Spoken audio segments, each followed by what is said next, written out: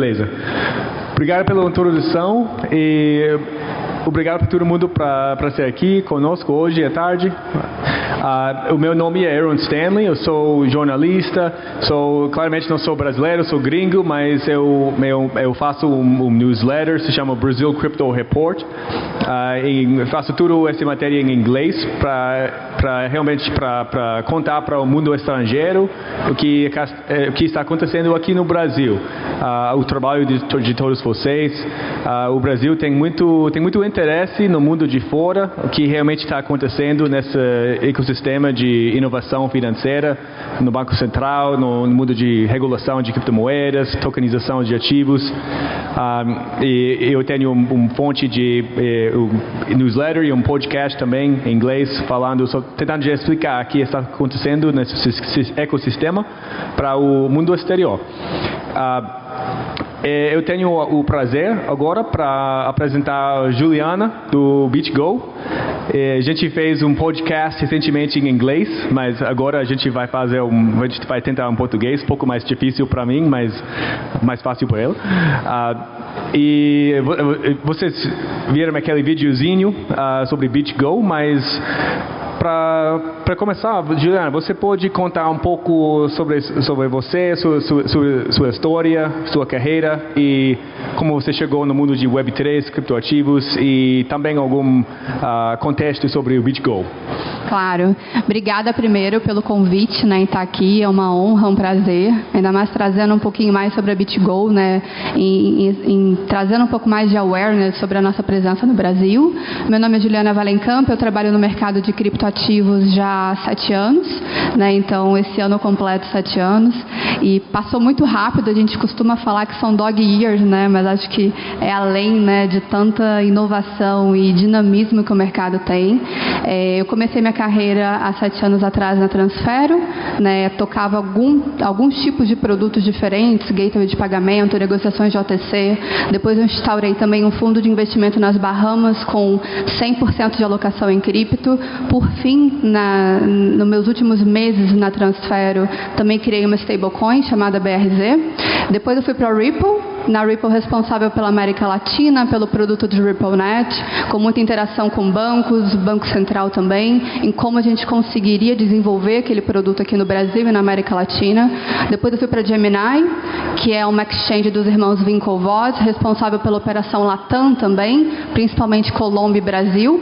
E recentemente estou na BitGo, também estou envolvida em alguns outros projetos como a Dividers de Web3, mas na BitGo eu sou responsável por América Latina novamente, eu gosto desse desafio, e tocando a agenda estratégica, conectando com bancos, parceiros, reguladores também, principalmente por causa do nosso tipo de produto e de solução. Falando um pouquinho sobre a BitGo, a gente tem 10 anos de mercado, é uma empresa já bem reconhecida lá fora, principalmente nos Estados Unidos, é uma empresa que foi instaurada em Palo Alto. O nosso fundador, ele é responsável pelo protocolo de Multi-Signature Wallet, foi ele que criou, ele é um desenvolvedor de natureza. Então, ele lá atrás, ele como investidor de criptoativo, ele sentia essa dor. Só para dar um parênteses aqui, ele foi um dos desenvolvedores responsáveis por criar o Google Chrome, então ele de fato é muito tech-savvy, que a gente chama, e ele enxergava há 10 anos atrás que o mercado ia amadurecer, principalmente o mercado institucional ia amadurecer, e uma demanda por um produto de fato robusto relacionado à infraestrutura seria necessário. E foi nesse momento que a BitGo foi criada. Então, a BitGo hoje é uma empresa de infraestrutura, uma empresa de white label, basicamente, onde a gente oferece uma gama de produtos que são soluções complementares, sendo que o nosso carro-chefe, de fato, é a custódia. Nós somos uma empresa regulada, então esse é o nosso grande diferencial, principalmente no mundo atual, que tantas coisas acontecem, que ano passado foi cheio de evento, Luna Terra, FTX, então a gente sempre se preocupou com a transparência para o mercado institucional. A gente é uma Trust Company em 4 jurisdições diferentes e ainda em aplicação para outras jurisdições. O processo é bem moroso, bem lento, mas a gente já está se posicionando em mais 2 também, só esperando a licença. E o grande, na verdade, diferencial que a gente traz para o mercado é, por sermos regulados, a gente tem o que a gente chama de responsabilidade fiduciária. Então, como os bancos também têm responsabilidade fiduciária em cima dos ativos dos clientes, a gente tem responsabilidade fiduciária em cima dos criptoativos dos clientes.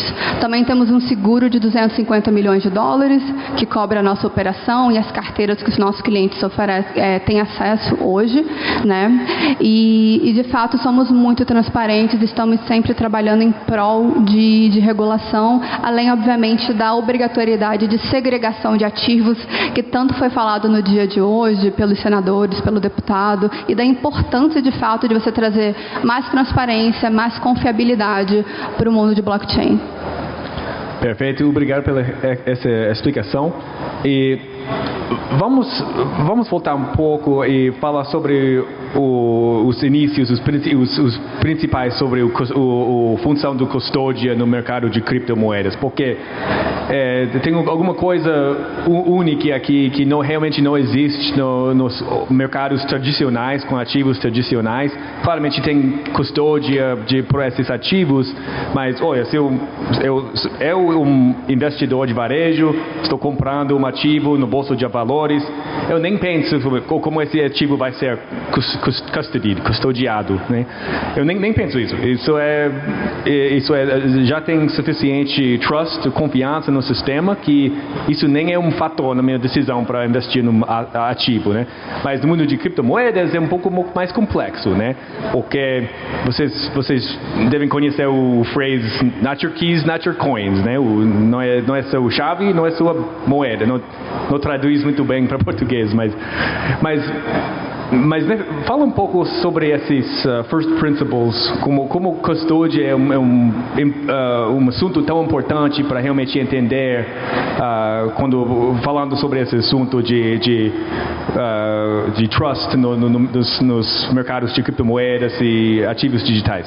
Claro, e esse é um ponto super importante. Eu acho que essa máxima, né, de not your keys, not your tokens, ela é verdade. Eu acho que o mercado ele teve uma concepção muito com uma característica libertária, só que ao passo que ele vai se desenvolvendo, ao passo que vai tendo mais adoção em massa, ao passo que o capital institucional de verdade entra, é complicado você manter essa posição, principalmente por causa da complexidade da tecnologia, né? Então, quando a gente olha hoje, por exemplo, para o mercado tradicional, ainda que você consiga fazer a salvaguarda dos seus reais, você não vai guardar os seus reais em casa dentro do armário, ainda mais se você tiver uma quantia considerável, né? Em termos de segurança, isso não faz sentido. Quando a gente olha para criptoativo, acho que o paralelo é o mesmo. Além disso, tem a questão da complexidade de você fazer uma guarda de chaves. Hoje, quando a gente fala de wallets, a gente está falando que a pessoa tem que guardar 10 palavras, é uma conjunção de caracteres entre letras e números, que honestamente, se você perder aquele papel, você pode perder todo o seu dinheiro, né? Então, eu acho que é uma ideologia muito interessante, mas eu acho que o mundo ainda não está preparado para isso. Obviamente que para as pessoas que têm mais facilidade com a tecnologia, é super indicado que o façam, de fato, né? Que você, de fato, tenha o controle do seu ativo, dos seus tokens, porque aí, de fato, você tem a liberdade. Quando a gente fala do mercado de varejo, que é um pouco mais leigo nesse sentido, eu acho que é muito arriscado. E aí, aonde que entra o custodiante nesse ponto? E acho que até o tema desse painel, né? Como você traz mais estrutura de mercado para o mercado de criptoativo. Vou fazer um paralelo bem rápido. Quando você hoje investe num fundo, por exemplo, tradicional, você entra no seu banco de investimento e faz uma alocação, você tem papéis muito bem definidos. Você tem para um fundo de investimento um custodiante, um auditor, um administrador, um gestor, um distribuidor, e o mercado está muito confortável com isso. Por quê? Porque você tem regras e responsabilidades muito bem eleitas para cada um, que se alguma coisa eventualmente der der errado naquele meio do caminho, naquele elo do processo, você sabe em quem você vai atrás e você sabe em quem você culpa hoje. Quando a gente olha para a criptoativa, quando a gente olha para o ecossistema de blockchain, eu acho que todos os papéis ainda estão muito misturados. E esse que é o problema. Quando você centraliza tudo em cima de um único ator, primeiro, é muito difícil você ter transparência, você ter confiabilidade de que aquela empresa, aquele stakeholder, no final do dia, ele está usando o ativo no melhor do interesse do investidor, do cliente, e que, de fato, o seu fundo esteja salvo, né? Esteja seguro. E por isso que também tantos episódios, infortúnios acabaram acontecendo. Obviamente, com a regulamentação avançando, isso vai ficar cada vez mais mitigado, né? E qual que é o grande diferencial, de fato, você fazer uma custódia de criptoativo? A gente está falando de um ativo digital, de uma tecnologia complexa, de que ninguém entende muito bem ainda o que é isso, e a partir do momento que você insere nesse ecossistema um player regulado, você consegue trazer todos esses pontos que eu comentei: segregação de capital, transparência, auditabilidade. Você consegue trazer uma regulamentação, né, principalmente em algumas jurisdições que hoje esse assunto já está pacificado, e com isso o que você traz mais? Você traz confiança. Então, você está trazendo mais confiança. Se eu confio nesse mercado, eu vou colocar mais dinheiro nesse mercado. Se eu coloco mais dinheiro nesse mercado, você tem mais adoção em massa, você tem mais investimento, você tem mais inovação, e as pessoas cada vez mais vão se sentir confortáveis em alocar nessa tecnologia, que eu acho que é o grande objetivo de todos nós aqui. Seja quem está do lado da mesa construindo, seja quem está do lado da mesa investindo, como uma nova forma de, por exemplo, um novo ativo de investimento, ou uma nova tecnologia para fazer um meio de pagamento, para fazer um produto de investimento, para fazer uma tecnologia de DeFi, por exemplo, para empréstimo. As oportunidades, na verdade, elas são infinitas. O que a gente precisa, de fato, é de trazer essa estrutura para que, com essa estrutura, a gente traga mais confiança. Eu acho muito importante na questão de custodia no criptomoeda, criptoativos. É importante para entender que tem diferença, tem vários perfis de risco de cada investidor. Tem diferente perfil de risco, né? Então, a solução para um varejista pode ser mais, pode ser um hardware wallet, né? Um ledger wallet, alguma coisa assim. Mas o perfil de risco para uma instituição, para um high net worth individual, né? Ou você não quer colocar todos os seus fundos numa coisa que você pode perder e todos os seus fundos sumiram, já era. Então, é super importante para ter esses tipos de serviços, como o BitGo, como outros custódios, para servir esse mercado mais institucional. E a gente tem, e BitGo sempre era um dos gold standards do mercado, os nomes no mundo de custódia, no criptomoedas. E você falou um pouco sobre isso na sua introdução, mas você poderia falar um pouco, desde 2013, como que o BitGo chegou como esse nome confiável nesse mundo de custódia? Claro, como eu disse, a gente nasceu como custodiante, né? Então, como custodiante, na verdade, a gente virou um stop shop de soluções. Quando a gente fala de wallet hoje, você tem diversos mecanismos de você fazer uma custódia. Seja uma cold wallet, que é uma custódia fria, onde o fundo de fato fica offline, ele vai ficar num cofre trancado, num dispositivo que a gente chama de HSM, que muitos bancos utilizavam também, e alguns ainda utilizam hoje. A gente tem um mecanismo de hot wallets, que são as carteiras quentes, transacionáveis. A gente tem o que a gente chama de self-managed wallet. Tudo depende de como o cliente quer fazer a governança das chaves. Então, a gente oferece hoje uma gama de soluções diferenciadas e o cliente, ele customiza esses módulos da maneira que melhor fizer sentido para ele. Obviamente que a gente evoluiu. Então, quem são nossos clientes hoje? São grandes bancos, asset managers, hedge funds, family office, venture capitals, plataformas também, como, por exemplo, exchanges de criptomoedas. Hoje a gente está plugado a mais de 35% das exchanges globais de cripto. A gente processa 20% do volume de Bitcoin on-chain, de toda a blockchain no mundo hoje, né? E a gente começou a entender uma demanda. Então, por exemplo, o meu cliente, ele queria fazer uma custódia, mas ele queria fazer um trading também. Então, o que a gente fez? A gente adicionou um feature de liquidez na plataforma. Ele queria também acessar uma compra e venda de criptoativo, mas ele queria acessar um protocolo de DeFi. A gente integrou a MetaMask na plataforma. Ele queria fazer, por exemplo, uma guarda de Ethereum, por exemplo, mas ele não queria perder dinheiro, então a gente adicionou o quê? O staking, que é onde você consegue ganhar uma renda fixa, praticamente, em cima daquele ativo que fica custodiado com a gente, tudo numa custódia offline. E mais recentemente a gente lançou um produto chamado Go Network, que para mim é um dos produtos mais revolucionários e que tem muita atração no mercado hoje em dia.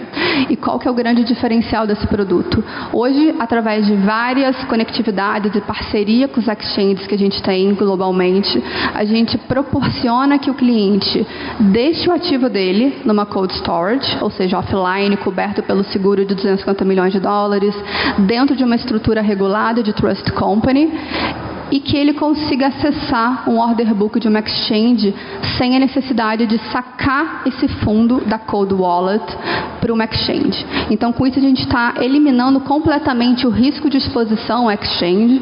Obviamente que a gente consegue isso através das parcerias que a gente faz bilaterais com os exchanges, mas significa que se alguma coisa dá errado com a exchange, o fundo dele, na verdade, nunca saiu da cold wallet da BitGo. E o grande diferencial é que no final do dia tem uma operação de settlement, ele vê quanto que ele tem, por exemplo, ele tem um saldo de 50 bitcoins na carteira da BitGo, ele se conecta com a exchange, ele quer passar 5 bitcoins para trading, ele passa o dia inteiro tradando, fazendo operações, no final do dia, qual foi o balance? Quanto desses 5 bitcoins ainda existem? Agora são 5.5 ou são 4. Então tem um rebalanceamento nas posições e isso vai refletir na carteira da BitGo. Mas, na verdade, esse fundo nunca saiu desse ambiente offline, né? Então, com isso, a gente consegue, de novo, trazer mais segurança, trazer mais confiabilidade, trazer mais infraestrutura para os players e para que, de fato, o mercado institucional ele se sinta mais confortável em alocar capital no mercado de criptoativo. Porque quando esses episódios, infelizmente, acontecem, um ponto que eu sempre gosto de fazer ressalva é que a tecnologia continua a mesma. As empresas caem, alguns projetos acabam ruindo, o Bitcoin continua sendo Bitcoin, a blockchain continua sendo a blockchain. Então, não é um problema na tecnologia. Infelizmente, como no mercado tradicional também acontece, como foi o caso do Madoff, tem pessoas que, enfim, fazem operações que não são tão, enfim, legítimas, infelizmente, mas isso não deveria colocar o mercado inteiro numa mesma caixinha. É muito injusto com a tecnologia. O que a gente está tentando construir aqui é muito maior. Né? Então, a BitGo, como uma empresa, né, que há 10 anos está levantando essa bandeira da regulação, da transparência, cada vez mais tenta criar produtos e infraestrutura para deixar o mercado confortável em entrar cada vez mais em blockchain e criar e construir em cima do que a gente tem hoje para oferecer. Ótimo, ótimo. E agora eu gostaria de falar um pouco, mudar a conversa para falando sobre o função, o papel do BitGo e o assunto de custódia aqui no Brasil, né?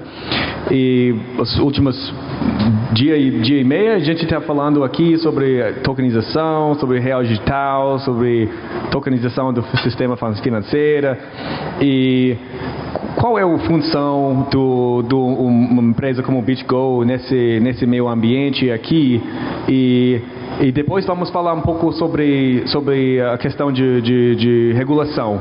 Mas primeiro, qual é o business case de uma empresa como BitGo aqui com esse meio ambiente que está sendo construído aqui no Brasil?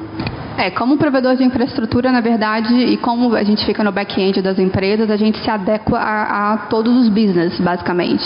Então, por exemplo, no meio de tokenização, a gente tem algumas conversas e algumas integrações com projetos tokenizados, onde a gente consegue fazer a custódia desses ativos.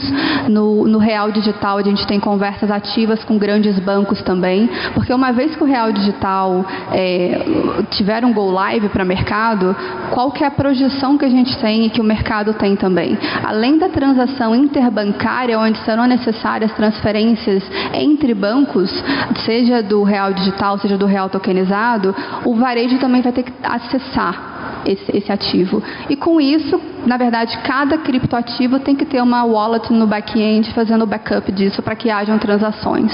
A BitGo ela já está conectada com a Hyperledger, a gente já está preparado para, de fato, oferecer tecnologia para o mercado. A gente já está com conversas avançadas com grandes bancos também. Aqui no Brasil hoje, como grandes clientes, alguns eu infelizmente não posso citar por causa de NDA, mas a gente é o provedor de tecnologia, por exemplo, da B3, da XP, Hashdex, Kier Capital, entre algumas exchanges e alguns outros asset managers também, e alguns bancos. Então, basicamente, a gente já está posicionado, a gente tem a tecnologia necessária para, de fato, trazer essa integração fácil e simples, é o que a gente chama de plug and play. Então, a gente tem tudo pronto para cada player, cada banco que tiver necessidade, tiver intenção, seja de oferecer um produto de o que a gente chama de buy, sell and hold, seja para fazer uma tokenização, a gente está no momento certo, na hora exata. Então, a tecnologia já existe, a gente tem o background, a gente tem a expertise, a gente tem 10 anos nesse mercado, operando em mais de 55 países hoje, com mais de 1.500 clientes, conectividade com mais de 800 tokens, com mais de 25 L1s, que são as layers de infraestrutura. Então, para a gente, na verdade, o que está acontecendo agora no Brasil, com o projeto de lei, com o projeto do Banco Central, com a CVM olhando, é o que a gente sempre espera de todo o mercado. Um outro case que eu também posso compartilhar com vocês é de El Salvador. A gente é o provedor de infraestrutura para a Shiva Wallet, então cada cidadão de El Salvador tem uma wallet de Bitcoin. A gente está fazendo o backup de tanto a custódia fria da Cold Wallet como da Hot Wallet, e a gente sempre está perto das jurisdições onde a regulamentação está favorável. Então, quando a gente olha para o Brasil hoje, olha para o momento que está acontecendo, para a gente é muito positivo. E ainda mais com o exemplo da SEC nos Estados Unidos, o que a gente mais queria que todos os países fossem tão friendly como o Brasil está sendo, porque no final do dia só vai ser benéfico para a população, para a sociedade, pró-inovação e vai ajudar todo mundo. São novos serviços financeiros, são novos produtos, é mais injeção de capital e é o que o mercado precisa. Ainda mais olhando para a América Latina, grandes problemas de desbancarização, problemas socioeconômicos. Então, quando a gente vê um mercado tão favorável, tão aquecido e com debates e eventos como esse, com figuras tão importantes, de fato movendo as agendas, movendo as discussões, movendo os debates, é o melhor dos mundos. E o nosso CEO está muito engajado, ele está muito, muito, muito otimista com o clima aqui no Brasil, e a gente continua expandindo. Então, acompanhando esse assunto, fala um pouco sobre a visão do BitGo sobre a questão de regulamentação. E vocês são, se eu lembrar corretamente, vocês são Qualified Custodians em 4 países agora. E fala um pouco sobre sua visão sobre a regulamentação e também vamos falar um pouco sobre a razão que todo mundo aqui hoje é porque o Brasil está construindo um regime de regulamentação de criptomoedas e ativos digitais e como que essa visão do BitGo encaixa nesse sistema nesse sistema no futuro de regulamentação de criptoativos aqui no Brasil? Para a gente é uma agenda muito importante, até por a gente ser uma empresa regulada, então operar num ambiente regulado é ainda melhor para a gente, é a famosa estrutura de mercado. Então, quando a gente, por exemplo, senta com um banco e o banco ele é um player regulado, que ele também tem essa característica de responsabilidade fiduciária, e quando ele escuta que a gente tem isso, é muito positivo.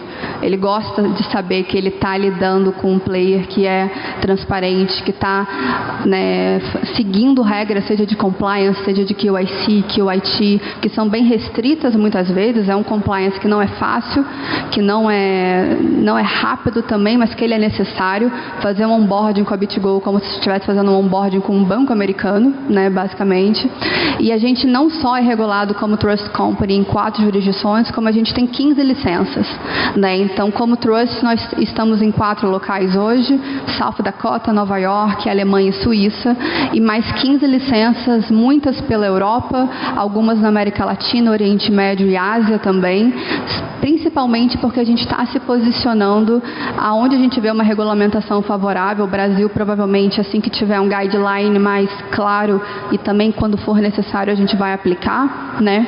Mas o nosso objetivo é sempre caminhar de mãos dadas com o mercado, né? Então, para a gente é muito importante, acho que um dos grandes pilares da empresa, a gente até brinca que a gente fala que a gente não vende infraestrutura de cripto, a gente vende segurança, né? A empresa, há 10 anos, o forte da empresa é de fato segurança, é infraestrutura, a gente nunca foi hackeado em 10 anos, então nenhum fundo de cliente nunca foi perdido, isso é muito positivo, principalmente quando a gente olha para o mercado atual. E, de fato, a regulação, a gente acredita que quanto mais conversas como essa estarem acontecendo, é o que eu comentei há pouco, né? Mais inflow de capital você vai ter e mais confiabilidade dos players institucionais você vai ter também. A gente entende que tem muita resistência ainda, principalmente de grandes bancos, de entrarem nesse mercado, apesar de ter interesse, porque primeiro não sabe muito o que fazer, não sabe o que é permitido, o que não é permitido. Obviamente que a gente tem grandes players como o BTG, como o Itaú, inclusive construindo in-house a própria tecnologia. Isso é louvável, acho que também de acordo com o tamanho deles, isso não é um menor problema, acho que é positivo inclusive para o mercado, porque ajuda a trazer e corroborar que isso é uma tecnologia de fato séria, mas a gente também enxerga um oceano azul de players menores, de small and medium companies que estão olhando para esse mercado, estão pedindo ajuda porque elas de fato querem entrar, mas elas não sabem como. E também não tem o capital necessário para você criar uma infraestrutura interna.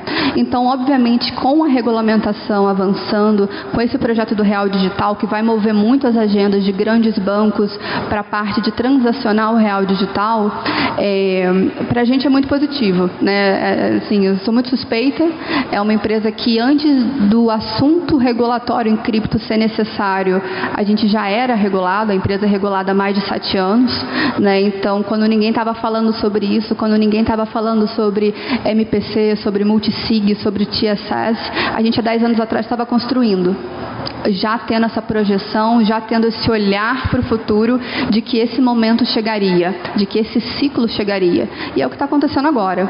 E que bom que a gente está no Brasil, que é um ambiente que está muito favorável, que é um ambiente que está muito aberto, que as discussões estão acontecendo e as conversas que forem necessárias, a gente está inserido em várias, como eu comentei, e o quanto a gente conseguir apoiar, seja o regulador, seja as empresas, seja o banco, seja as plataformas, a melhor entenderem os mecanismos de terem uma segurança robusta, de terem uma infraestrutura forte, a gente está à disposição.